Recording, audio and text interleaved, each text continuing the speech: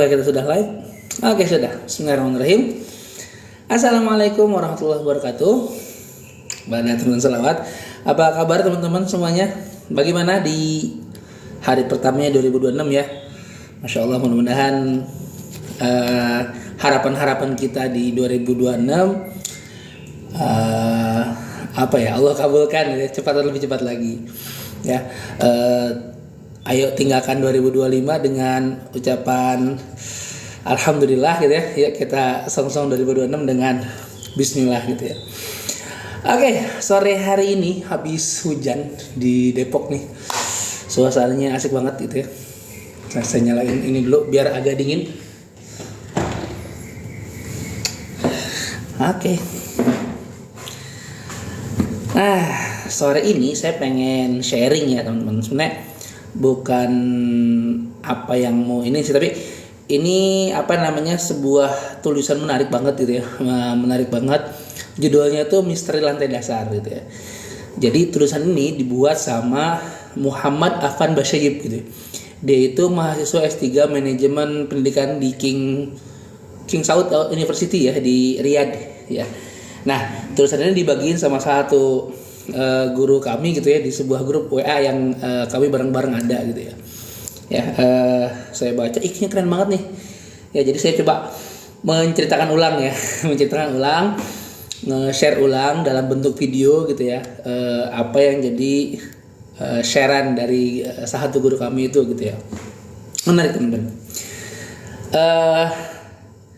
Jadi si Muhammad Afan Basyayib itu menceritakan gitu ya. Diawali dengan kata-kata malam itu Riyadh terasa berbeda gitu ya. Jadi dia sama 5 temennya itu ya semuanya mahasiswa program pasca sarjana di King Saud University itu bertamu lah ya, sowan gitu kalau bahasa Indonesianya, sowan ke rumahnya, namanya tuh Syekh Dr. Asim bin Muhammad Al-Luhaidan gitu. Ya Al-Luhaidan ya benar, Syekh Hashim namanya. Nah, Syekh Hashim ini bukan sekedar ulama gitu teman-teman. Tapi dia juga qadhi ya. Qadhi itu hakim di kota Riyadh ya, di kota Riyadh. Juga imam dan khatib di Masjid Jami' Asy-Syaikh Abdurrahman Al-Awwad gitu di Riyadh gitu ya, teman-teman. Nah, Syekh Hashim ini pendidik ulung gitu ya. Beliau tuh tahu betul gimana cara ngikat leher audiensnya agar nggak kemana-mana gitu ya. Keren.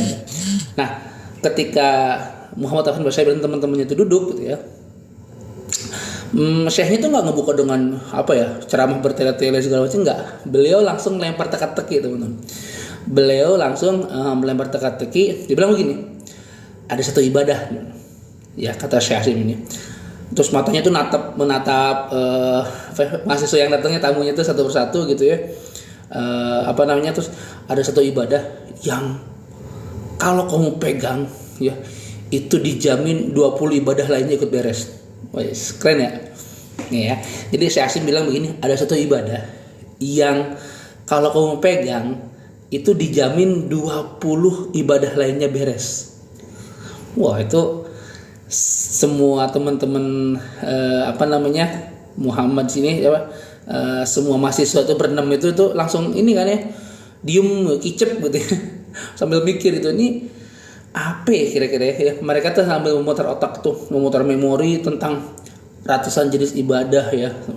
Terus jadi hening gitu ya. Jadi hening. Terus salah seorang tamunya itu, salah satu mahasiswanya itu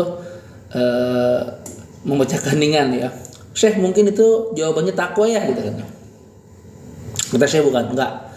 Syekh ngegeleng gitu kan ya. Syekh ngegeleng, takwa bukan gitu ya. Takwa itu melaksanakan perintahnya, menjauhi larangannya, bukan. Zikir mungkin tebak yang lain gitu ya. Yang lain menebak ibadah ini zikir gitu ya. Masih salah kata Syekhnya. Tilawah Quran mungkin Syekh gitu kan.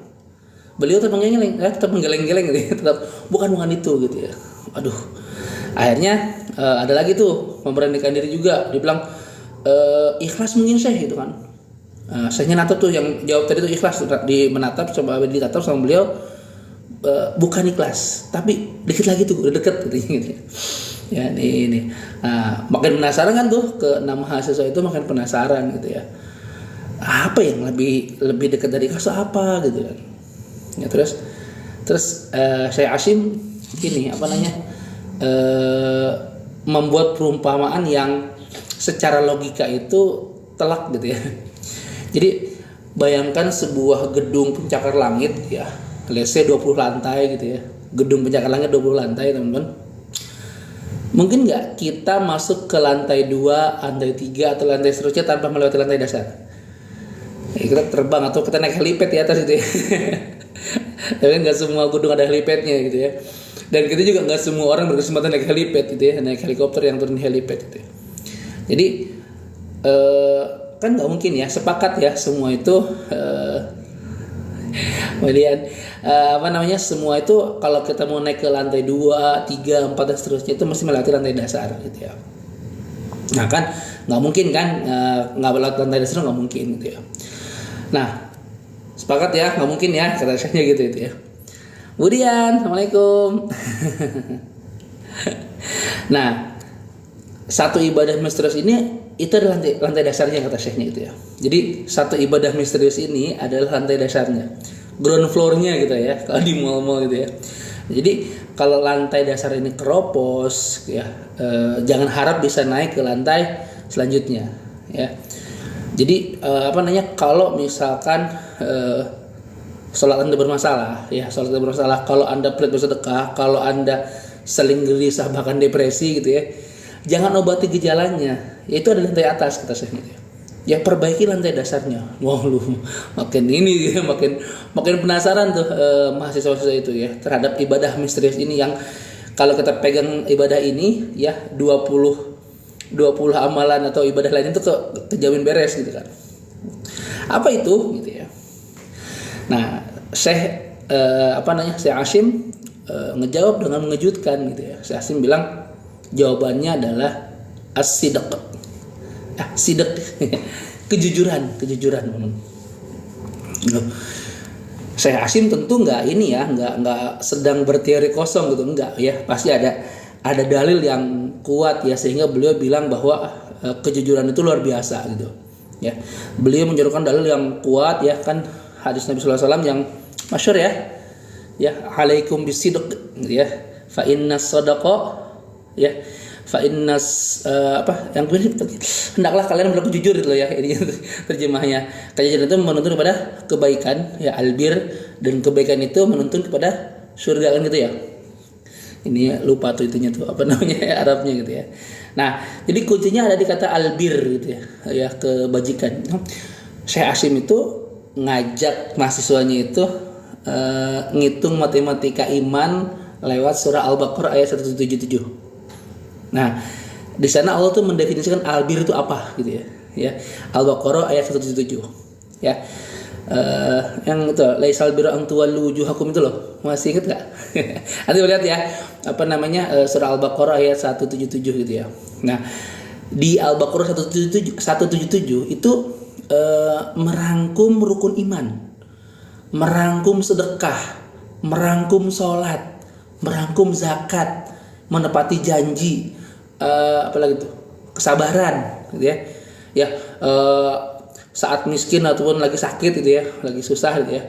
Kalau nggak salah totalnya ada sekitar belasan item ibadah berat itu di Al-Baqarah 177 itu. Gitu. Nanti dicek lagi ya teman-teman ya. Ya. Terus apa kesimpulan akhir ayat itu? Ya, siapa yang sanggup melakukan semua itu? Ya, nah, ulaikal ladzina shadaqu. Mereka itulah orang yang jujur, ya. Ya, wa ulaika humul muttaqun, dan mereka itulah orang yang bertakwa. Ya, jadi kejawab nih kepusingan mahasiswa tadi itu terhadap satu amalan yang kalau kita pegang bahwa 20 amalan lainnya akan beres gitu ya, ibadah lainnya akan beres, yaitu jujur gitu ya. Nah, jujur adalah induknya gitu teman-teman. Jadi tadi pantas ada yang nebak ikhlas itu dibilang dekat nih gitu, karena ikhlas itu nggak mungkin ada tanpa adanya kejujuran di dalam hati gitu ya. Nah, Syekh Hashim bahkan menyebutkan bahwa kejujuran sebagai obat anti depresi paling ampuh. Ya. Jadi beliau bilang itu kejujuran adalah obat antidepresi paling ampuh. Orang yang jujur imannya ya nggak akan ragu, nggak akan overthinking ya, nggak akan was-was ya. Nah itu kan yang bikin itu tuh ya, di dalilnya tuh di Al-Hujurat ayat 15 nih teman. Di Al-Hujurat ayat 15 ya. Yang innamal mu'minuna alladzina amanu billahi wa rasulihi gitu kan. Yang sesungguhnya orang-orang mukmin adalah orang yang beriman kepada Allah dan Rasulnya, kemudian mereka nggak ragu-ragu tuh ya. Ya mereka itulah orang-orang yang benar, orang yang jujur, ulaika humus shadiqun. Jadi ragu tuh penyakit ya teman-teman, kata Syekh Hazim gitu ya. Ya obatnya adalah jujur gitu. Sidik gitu ya. Ya ragu itu penyakit, obatnya adalah sidik gitu ya. Nah, sebaliknya gitu ya, kalau jujur tuh begitu rupa gitu ya, sidik tuh begitu rupa, maka ngeri sekali lawan katanya gitu ya, yaitu dusta gitu ya. Nah, lawan kata jujur kan dusta gitu ya.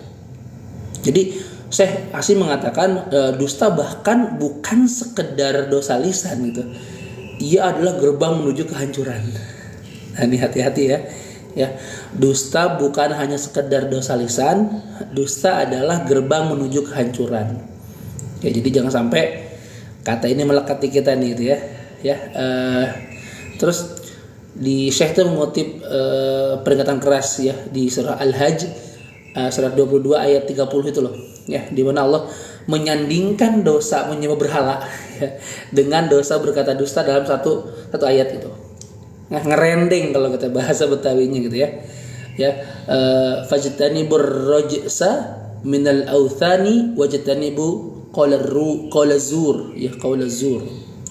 Jadi maka jauhilah kekejian berhala-berhala dan jauhilah berkata dusta. Jadi disandingkan sama Allah tuh dosa menyembah berhala dengan dosa berkata dusta. Ya, jadi ngeri nih, hati-hati ya dengan sifat dusta ya. Bayangin syirik dan dusta disebut beriringan. Waduh. Astagfirullahaladzim. Ya, kita masih banyak suka bohong nih, suka dusta nih ya. Ya.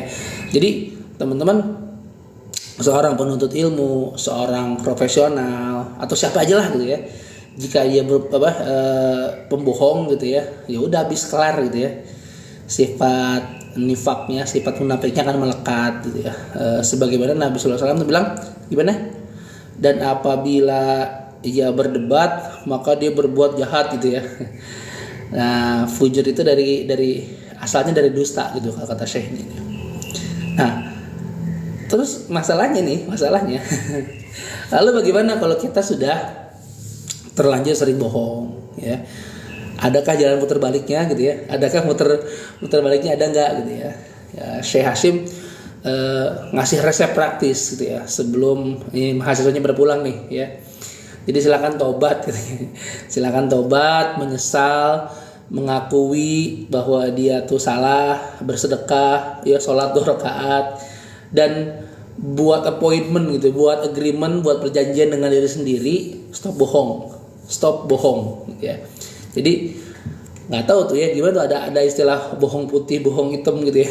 Ya bohong gitu ya. Ya. Dan kejujuran bukan hanya sekedar tidak menipu orang gitu teman-teman.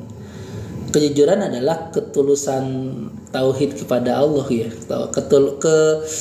Ketulusan tauhid seorang hamba kepada Rabbnya gitu ya. Nggak bergantung pada makhluk, nggak caper, nggak cari muka gitu ya. Nah, jadi jika lantai dasar ini kokoh nih ya, jujur ini kokoh gitu, nggak bohong ini kokoh gitu ya, bangunannya akan menjulang tinggi teman-teman ya. Wajahnya akan bercahaya, hidup akan tenang, mimpi buruk akan hilang.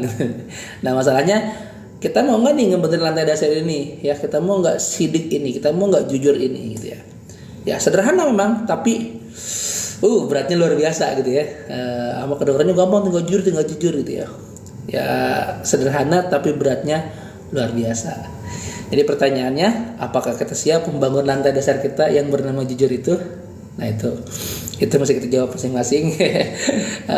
Mudah-mudahan sih siap ya. Tapi mudah-mudahan cerita inspirasi ini bisa menggugah kita lebih gitu ya, untuk menjaga diri kita 2026 ini ya, dari diawali 2026 sampai seterusnya gitu ya, kita terhindar dari sifat dusta dan kita termasuk dalam golongan orang yang memang sidik gitu ya, jujur gitu ya, nggak bohong gitu ya. Gitu teman-teman ya. Mudah-mudahan ada manfaatnya ya sharing-sharing ringan sore hari ini. Jadi kesimpulannya adalah kesimpulan tadi ya, ada satu ibadah yang kalau kita pegang dijamin belasan ibadah lainnya ikut beres gitu ya. Ya, poinnya ada di kejujuran ya. Dalilnya di Al-Baqarah 177 gitu ya. 177, dan orang-orang yang itu adalah orang-orang yang bisa melakukan atau merangkum banyak ibadah berat tadi, itulah orang-orang yang jujur gitu ya, nggak was-was gitu ya. Oke teman-teman, terima kasih Budian, makasih nih Budian udah nyimak dari awal sampai akhir. Oke, nanti kita jumpa lagi di kesempatan berikutnya. Mudah-mudahan ada manfaatnya. Aku qouli hadza wa astaghfirullah li wa lakum. Subhanakallahumma bihamdika asyhadu an la ilaha illa anta astaghfiruka wa atubu ilaik. Assalamualaikum warahmatullahi wabarakatuh.